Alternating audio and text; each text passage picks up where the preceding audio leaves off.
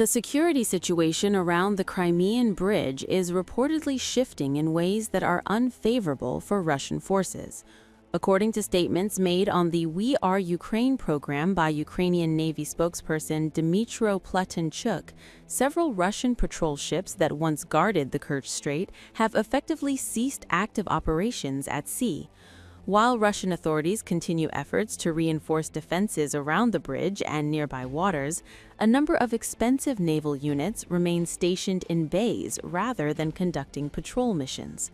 Pletenchuk stated that Okhotnik-class vessels and patrol ships operated by Russia's Federal Security Service have not sailed for several years and are currently based in temporarily occupied Crimea.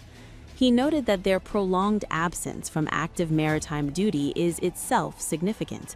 According to his remarks, these ships have effectively lost their operational relevance by remaining idle for extended periods. However, he also clarified that there is no confirmed evidence that they have sustained sufficient damage to be formally decommissioned, emphasizing that such conclusions would require detailed verification. The vessels in question are not minor patrol boats, but relatively capable units, with characteristics comparable to platforms that can support cruise missile operations. In previous stages of the conflict, they were reportedly used to guard the Kerch Strait and monitor coastal zones.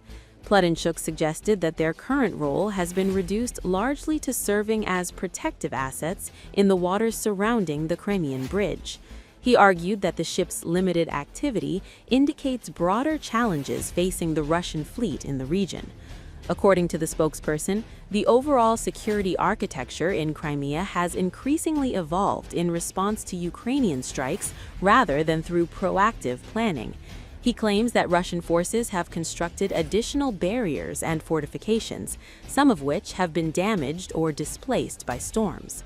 While maritime operations have reportedly become more restricted, Russia is said to be focusing heavily on air defense capabilities in the area, as naval operations in the Black Sea have become riskier.